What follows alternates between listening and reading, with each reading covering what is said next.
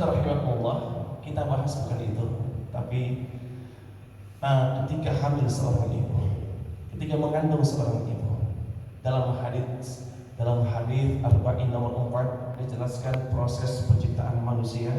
40 hari yang pertama setetes air mani, 40 hari yang kedua segumpal darah, 40 hari yang ketiga segumpal daging.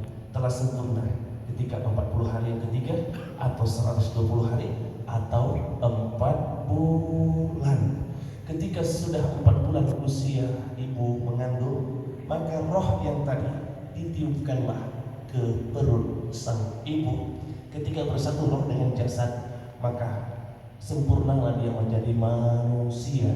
Dikatakan kita manusia kalau ada dua, ada roh, ada jasad. Kalau cuma ada jasad tak ada roh, itu namanya mayat. Kalau hanya ada roh tak ada jasad, namanya hantu, ya, tak nampak. Nah, maka dibahas oleh para ulama, jika ibu mengandung usia 4 bulan ke atas, wafat bayinya, keguguran bayinya, ada ya, usia 6 bulan gugur, usia 7 bulan keguguran, bahkan menjelang kelahirannya sudah diumumkan oleh dokter melalui ilmu mereka. Ini waktu melahirkannya mungkin tanggal 1 bulan April, akhir bulan Maret keguguran, terlilit bulan Pusar. Nah, cemana bayi ini? Dibahas oleh para ulama, terutama mazhab Maliki.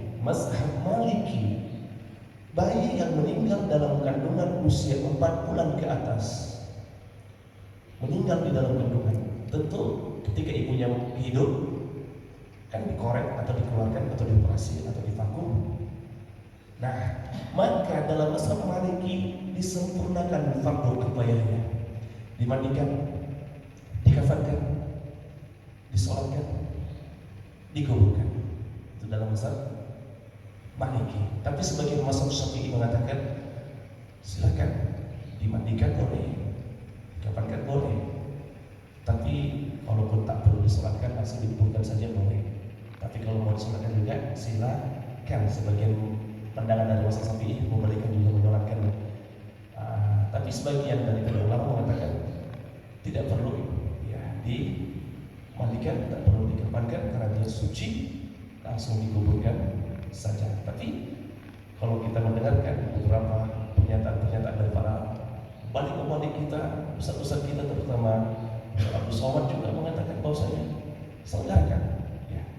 selenggarakan secara sempurna kalau sudah 4 bulan ke atas. Kalau 4 bulan ke bawah, 2 bulan keguguran, 3 bulan keguguran, 3 bulan setengah keguguran, maka semua sepakat, tidak ada khilaf. Kalau tadi kan kalau sudah 4 bulan ke atas kan khilaf. Ada yang mengatakan bahwa wajib selenggarakan sempurna fardu kifayahnya, mandikan, kafankan, kuburkan, salatkan, kuburkan. Tapi kalau 4 bulan ke bawah, jumhur sepakat, tidak ada khilafiyah, tak perlu dikafankan, tak perlu dimandikan, tak perlu disolatkan, cukup kuburkan saja. Tak boleh dibuang gitu aja, ini kan buang aja lah ke sungai, tidak boleh. Tetap wajib dikuburkan karena seluruh jasad manusia ini mulia, berasal dari tanah, akan kembalikan adabnya ke dalam tanah dan syariatnya, ke tanah.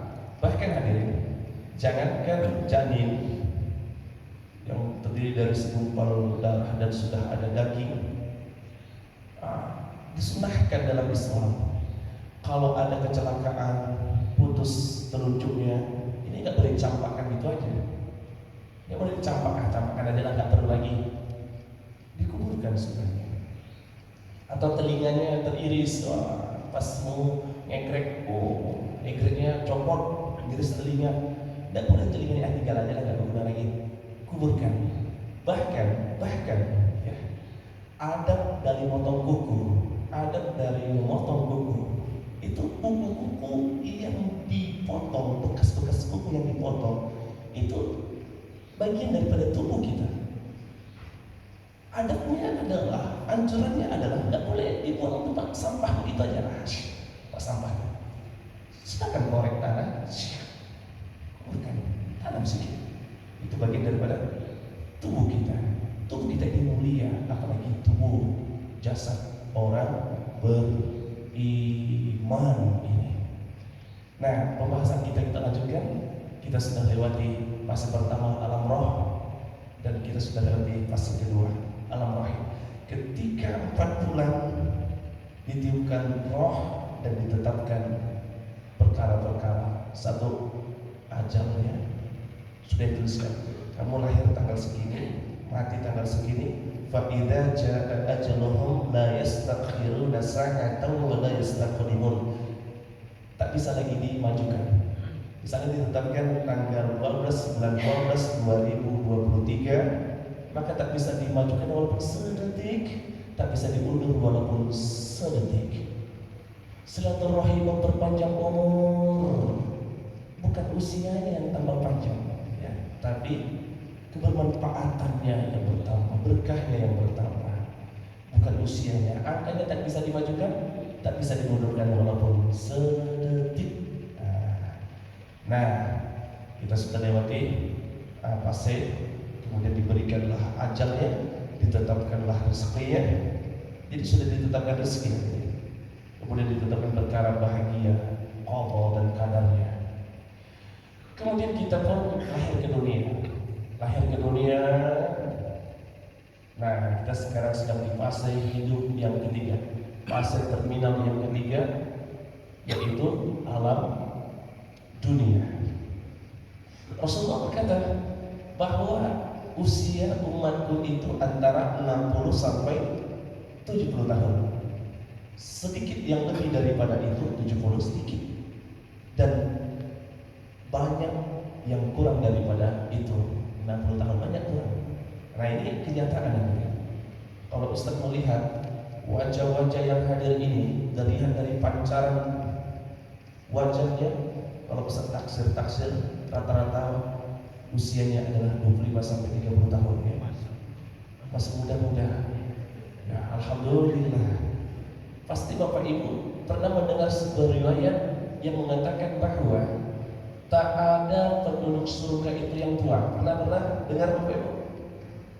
Bapak Ibu pernah dengar tak ada penduduk surga yang tua?